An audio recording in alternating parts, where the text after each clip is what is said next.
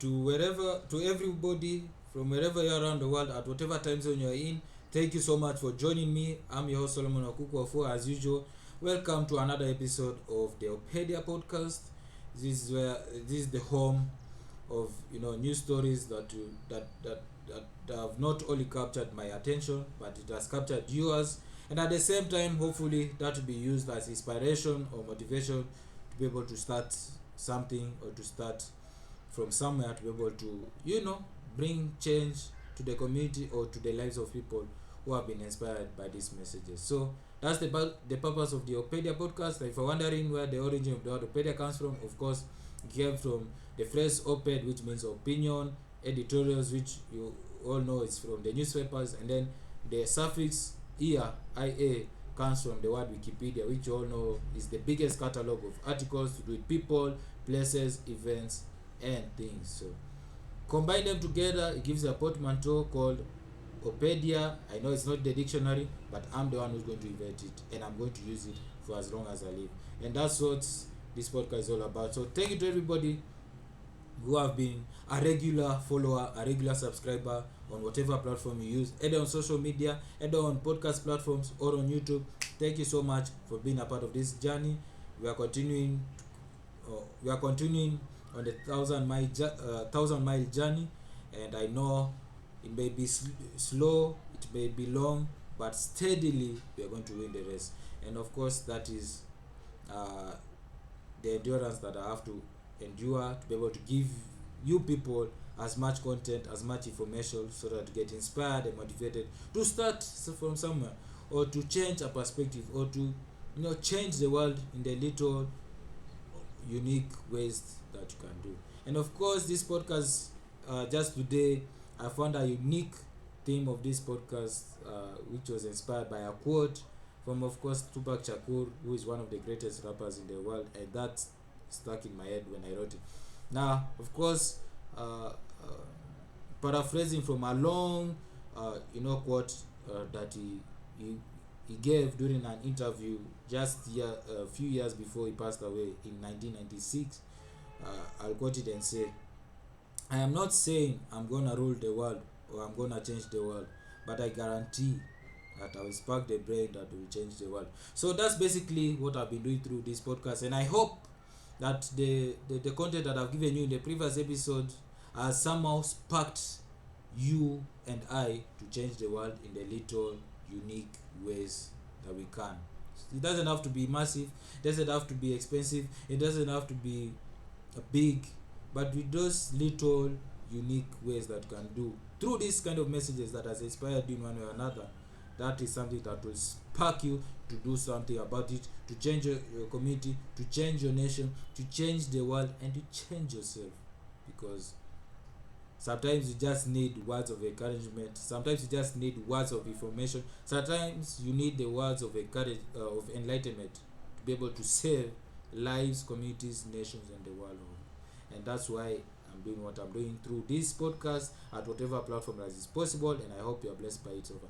Thank you to all the regulars once again for being a part of this journey, and for the first timers, the newbies, the newcomers, I hope that within the next 25 minutes is not worth wasting your time, because that's what this podcast is all about, and the reason behind it is what I've explained not long ago. So I hope you get to join me along this ride and be able to be blessed by it as you move along. Now, today I named this title, it's basically two things which I'm going to discuss, and one is going to be called Sporting Lagos FC and the Africa Games Week. Sporting Lagos FC and the Africa Games Week 2022. Now, which one do we begin with? I think let us start with the Africa Games Week 2022. Now, as you're all aware that today marks the beginning of the a 3-day conference based on gaming across Africa, and of course it's going to be called Africa Games Week, which started today being the 23rd of February all the way to the 25th of February, which is of course on a Friday, and all these events are going to take place in Cape Town, South Africa. I believe that's the best location for such conferences, for such summits, for such seminars, for such workshops of this magnitude, and I know that many people will love to join it, either digitally or personally, but due to circumstances here and there, I know that you are waiting for the highlights of it maybe at the weekend. But other than that, let's just dwell into what is going down there in the Africa Games Week. Now, according to an article by TechCrunch, which I'm reading as a disclaimer, these are not my words, this is words from an article from TechCrunch, which of course was being released a few hours ago today on the 23rd of February, and I'm just going to read it along with you. Now, today, basically, there was the launch of a new organization, or should I say the new body that will lobby gaming in Africa. And of course, this new body is called the Pan-African Gaming Group. This is, of course, birthed by 10 gaming development studios across Africa that have come together under one umbrella. Just reading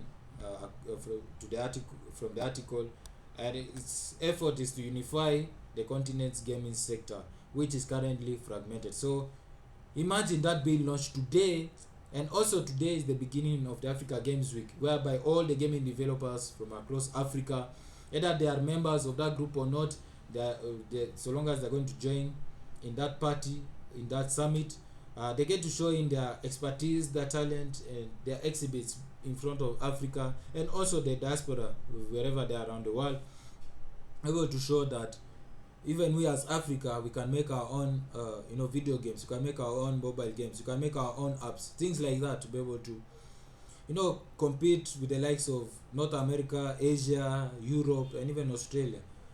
So just continuing with the article, where it says the association is further envisioned to drive the uptake of gaming in the continent and grow developer talent. So yeah, that announcement was made today against the backdrop of the Africa Games Week 2022. Like I said, it's taking place today all the way to Friday, which is the 25th of this month, and continues to say that, which of course takes place in Cape Town. Now the PAG with double G say they aim to grow the industry by 2 times annually, and to put Africa on the map of global game industry. So wow, guys, imagine that happening in Africa. Now, according to the article, the gaming studios in the new lobby are South Africa's Sea Monster, Senegal's Skyfall Games, Cameroon's Kiro Games with an apostrophe in between the two O's, Ghana's Leti Arts, Tunisia's Digital Mania, Ethiopia's Gwini Games, Kenya's Usiku Games, Tanzania's Kangaroo, Dope Apps from Rwanda, and Meseka Games of the Africa diaspora. Now these are the 10 gaming studios from across Africa and the diaspora, whereby they have ganged up together to start this association and to be able to be a part of this summit called the Africa Games Week. Now all of them together, they said they are more expected to join soon. Now collectively, the current members have developed more than 50 games. Now if you are to do your math, 10 members, 50 games made all together, so that tells you on average each association has made an average of 5 games. So wow, congratulations to all of them. It continues further to say that the park will bring together games developed by its members for publishing under Gara, which is an African game store, and Afro Comics, which is a content hub for Afrocentric creative work. These channels will enable content distribution and monetization by allowing locally relevant payment options, including mobile money and airtime billing. They also plan to increase the number of Africa's next generation game developers through training and incubation, a function that has already taken off in Kenya at the Nairobi Game Development Center. So that's the whole point of all this association, and I hope that is something that will spark a brain for somebody listening or watching from wherever they are around Africa, specifically for this type of content.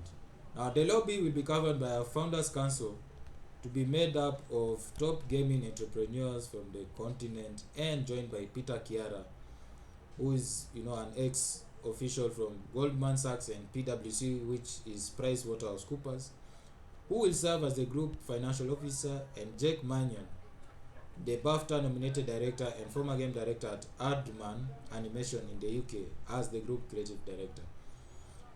Each gaming studio will maintain its autonomy, but will be involved in voting proposals or resolutions brought forth by the council. Dawit Abraham, the CEO of Kwene Games of Ethiopia, will be the PAG's spokesperson. Now, it further says that the gaming industry in Africa is said to grow exponentially due to a soaring interest amongst the youth, and as more people get connected to the internet. So wow. Now, according to the 2021 GSMA Mobile Economy Report, 303 million people, about 28% of the population in sub-Saharan Africa, are connected to mobile internet, a number that is set to grow to 474 million by 2025. We are already in 2022, creating an even bigger market for the gaming industry. So wow. South Africa has the highest saturation of gamers across Africa, with 24 million people, which means almost half of its population in South Africa are playing, according to the Games Industry Africa report. Other major markets include Ghana, Nigeria, Kenya, and Ethiopia. Now, in 2021, South Africa generated the most total annual gaming revenue at $290 million, followed by Nigeria of $185 million, then Ghana with $42 million, Kenya with $38 million, and Ethiopia $35 billion. So that's how it's going down in the Africa Games Week. That is the insights behind it, and which lobby is going to be a part of this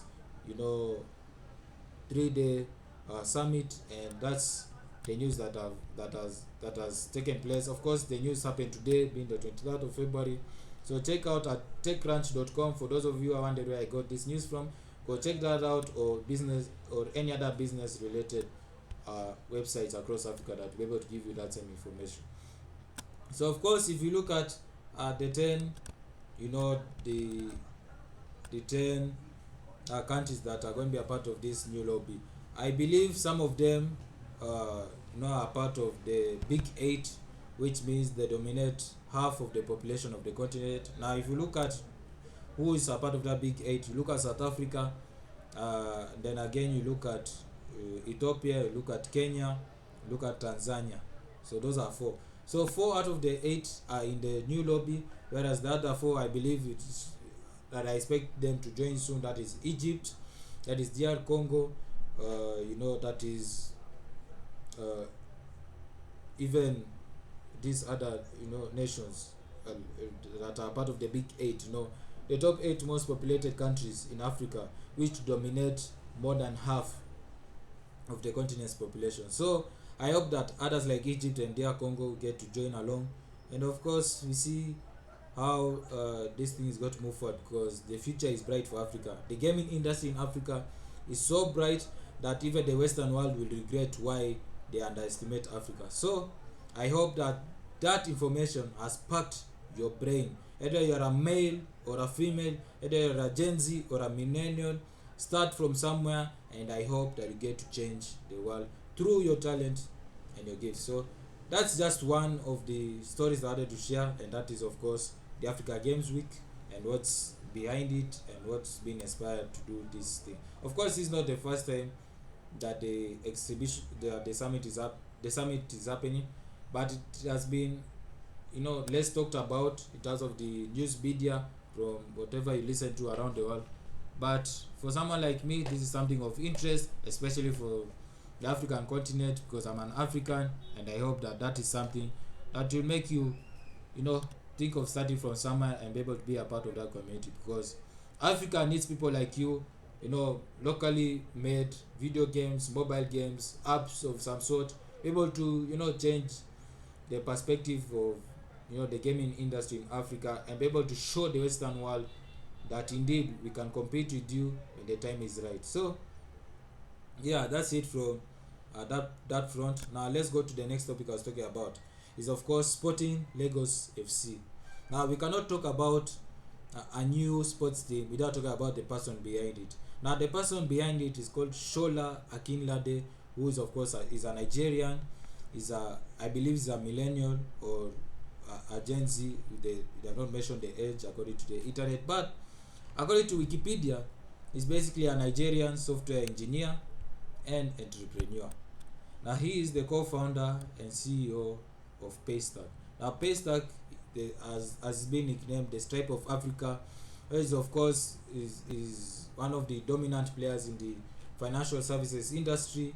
And for Africa at this point, Paystack is one of the dominant forces in the continent, where it does those types of services, be able to make sure that the financial security is bettered off, and at the same time everything is done online through the payment transactions and payment processing. So that's what Paystack is all about, and they have started it in Nigeria, and it's already dominating in that country. Now in 2020, according to Wikipedia, Akinlade's company was acquired by Stripe for $200 billion. Now Stripe, as you can remember, the founders are called Patrick and John Collison. These are Irish brothers. I believe they are twins. If it's not, please you can rectify it through the comment section. If you're watching it on YouTube or social media, you can do so. But yeah, I can remember even the previous episodes I was telling you that these billionaires are millennials. So a young person started this company in Nigeria, and another young person comes to buy it. Of course, Stripe is one of the dominant players in the world, so never take that for granted. And yeah, that's what he's known for according to Wikipedia.com. Now, according to that same article in Wikipedia, Shola attended St. Gregory's College for secondary education. In 2006, he graduated with a degree in computer science from Babcock University. So that should not surprise you why he started that empire. Now, Shola's career started at Heineken, where he worked on their database management as a management trainee, and moved on to be a software engineer with banks. In 2016, Shola and Ezra started Paystack. Wow. Now, his company was a part of a startup accelerator called Y Combinators, which was part of the batch of startups in 2016. So that's 6 years ago. And the company was created to help businesses in Africa get paid online and offline. Like I said, it's all a part of the financial services industry and payment processing. Now, like I said, in August 2018, Stripe invested in Paystack, a Nigerian payment processor, and then on October 15, 2020, just 10 days before my birthday, on that day 2 years ago, Stripe acquired Paystack, which, like I said, a payment processor from Nigeria, in a deal reportedly worth over $200 million, with the aim of expanding its services into Africa. So that's what Shola Akinlade is known for. Now I've told you the person behind the football club. Now I've told you the company which is launched. Now let me talk about the football club, which of course he started. Now the football club is called Sporting Lagos FC. Now according to the article by The Guardian, which I'm reading, which was posted early this month, of course it's saying that if you look at the beginning of it, it's saying the movers are some of the most experienced young men in Nigeria sports business, with the former chairman of MFM Football Club, which is called Mountain of Fire Ministries Football Club, the person's name being Godwin Enarkena, as its technical director, and international sports journalist Colin Udo, which I know because I listen to him sometime on the radio, whether he's on BBC Sport or even going through online where he's on ESPN Africa and many other sports related websites that he has really been celebrated for, and he's already one of the most celebrated sports journalists in Africa. Now him is going to be a part of the body, can you imagine, of the club called Sporting Lagos FC as one of the top officials. Sporting Lagos Football Club is a new team that has its sights firmly fixed on the top of African football. Now it says, moreover, a brainchild of the creator of Paystack Payments Limited, Shola Akinlade, Sporting Lagos FC has also gathered some of the country's brightest young business minds with a view to rewriting the story of club football business in Africa. Now, the 2-week-old club, which is now already less than a month old, is registered to play in the Nigerian National League, which is called NNL, which is the second tier of the country's football league. Now, but Enarkena is sure that Sporting Lagos FC will only spend one season in that division. Can you imagine how ambitious they are like that? I mean, never underestimate the newbies on the block. Now, if you peruse once again, we move along that article. Now, Enarkena disclosed that the club is throwing its membership/ownership open to interested investors who will become part owners of the enterprise. Sporting Lagos FC, which made its debut in Nigerian football at the just concluded ECO NNL pre-season competition where it finished third, will debut in the league on February 12th when it hosts Go Round FC in the first game of the season. Now, if you go to the internet, that game had already happened. We're already on the 23rd of February. Now the game ended 1-1, so to speak. So that's how it went down. Now, explaining how Sporting Lagos will change the way the game is run in Nigeria, Udo said Akinlade wants to use football to deepen their relationship with his community. Now, according to Udo, he says that Akinlade is a young man who grew an idea from his brain and built Paystack, which is one of the biggest solution providers in Africa. He furthermore says now he wants to create a football club that will introduce innovations to the match day experience. We will have vendors, concessions, food and entertainment on match days so that fans will look forward to good football and wonderful entertainment on match days. Furthermore, he says that the long-term plan is to build a family-friendly club with the best possible players and coaches. Uche Okagbo is our head coach. That's what Colin Udo says. Now, of course, the inspiration behind that new football club by Shola Akinlade is, of course, he lost his dad last year and he had to spend more time with his elderly mom. And I think along the way, he decided to come up with this idea, and this idea now is becoming a reality. And so far, so good. It has reaped good benefits. So to all the Nigerian football clubs that are tired of seeing the likes of Enyimba, Canopilas, and so forth, if you want to see a new era of football in your country, in Nigeria, especially if you're watching me or listening to me right now from wherever you are around Nigeria or in the diaspora, then that's the club to go to, because this club is going to change the way football is being run, not just as a club but also as being a part of the National Football Association in Nigeria. And hopefully they get a chance to be cropped into the Super Eagles and at the same time the Super Falcons. I hope that later on they get to launch also the women's team for Sporting Lagos, and we get to hear testimonies of players who have been recruited by this club, and it has changed them, career wise, and be able to be cropped by the national team. So I hope we get to hear more of these stories, and maybe the next few years we get to hear some of these players already playing for the Nigeria national football team, either for the men or for the women's side. So that's it for this episode of the OpEdia podcast. Thank you to everybody who have listened to it or who have watched it. I hope that I have sparked your brain that will change your world. So basically the conclusion is that you don't have to be old to start something. You don't have to be rich to start something. You don't have to be wealthy to start something. You don't have to be well educated to start something. It's all matter of zeal. It's all matter of passion. It's all matter of the right people around you, and it's all